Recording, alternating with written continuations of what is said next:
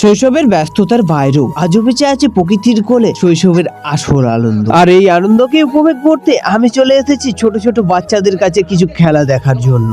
Hello বন্ধুরা, আজকে আমরা দেখাবো ছোট ছোট বাচ্চাদের এক অপূর্ব আনন্দদায়ক গুটি খেলা। আর এরকম ছোট্ট ছোট্ট খুশি বা আনন্দ কে কে করেছেন ছোটবেলায় অতি অবশ্যই কমেন্টে বর্ণিত করে যাবেন। তো চলো বন্ধুরা, আজকের ভিডিওটা প্রথম থেকে শুরু করা যাক। তো তার আগে যারা আমাকে চেনেন না, তো তাদের জন্য নমস্কার বন্ধুরা, আমি বিনয় মাহাতো পশ্চিম মেদিনীপুর জেলার প্রত্যন্ত এক ছোট্ট গ্রাম থেকে বসবাস করি। আর এই ছোট্ট গ্রামে ছোট্ট ছোট্ট ভিডিও আপনাদের সামনে তুলে ধরার চেষ্টা করি। তো চলো বন্ধুরা, আজকের ভিডিওটা প্রথম থেকে শুরু করা যাক। আজকে সকাল সকাল মাঠে গেলাম। মাঠে গিয়ে দেখি দুটো বাচ্চা কিছু একটা খেলা করছে। তাদের কাছে গিয়ে দেখি যে তারা গুটি খেলা করছে। এত কাছের থেকে মারা ভাই, এই তো সামনেই আছে। হ্যাঁ, এই তো সামনেই আছে। চাকরে গুটি তো উড়ে নি। মার মার মার, চাকরে আছে। এই তো চাকরে, হ্যাঁ মার।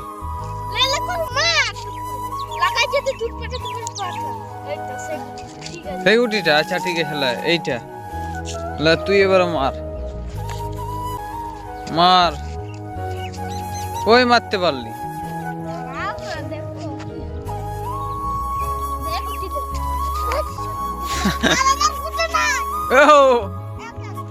না না, এক এক লয়, তুই তো কুড়ি লিচু।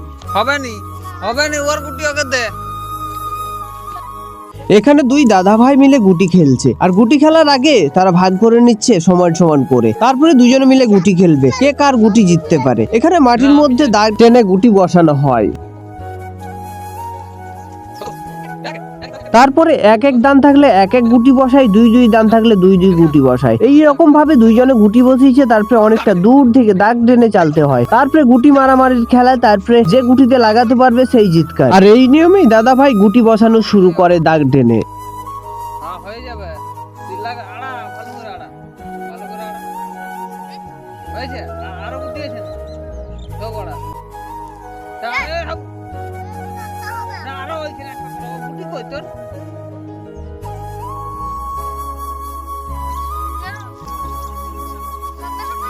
কটা কটা গুটি?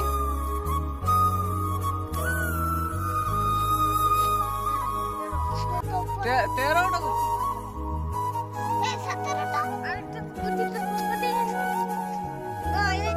তাহলে নিজের পকেটে গুটি আছে।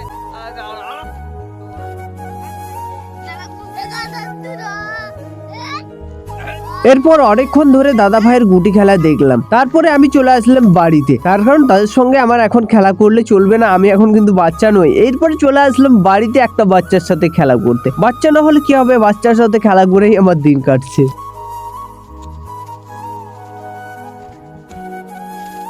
না, কি করছো? হ্যাঁ, বই পড়তে হবে না বলে বইলে পিন পিটে দিচ্ছ। বাহ! তারপর চলে এসেছি একটু সামান্য গ্রামের একখানা ওষুধ দোকানে, যেখানে দাঁড়িপাল্লা পুরোনো দিনে ঝোলানো আছে। আরেকজন চাষের ব্যাপারে একটু ডিসকাশন করছে। আর আমিও এসেছি এই ওষুধ দোকানে একটু সামান্য আলুর ওষুধ আনার জন্য। আর গ্রামে গঞ্জের দোকান এই রকমই হয়, মাটির ঘরের মধ্যেই দোকান ওষুধ বিক্রি করা হয়। তো তারপরে আমরা এরই সাথে সাথে আজকের ভিডিওটা এখানেই শেষ করলাম। জানি না আপনাদের ভিডিওটা কেমন লাগবে। যদি ভিডিও ভালো লেগে থাকে অতি অবশ্যই ভিডিওতে একটা লাইক দিয়ে যাবেন। আর চ্যানেল নতুন হয়ে থাকলে অতি অবশ্যই চ্যানেলটিকে সাবস্ক্রাইব করে যাবেন, যাতে পরবর্তী ভিডিও আপনাদের সামনে খুব তাড়াতাড়ি চলে আসে। তো চলুন বন্ধুরা, আজকের মতো টাটা, দেখা হচ্ছে নেক্সট ভিডিওতে। ততক্ষণের জন্য আপনারা সকলে ভালো থাকবেন।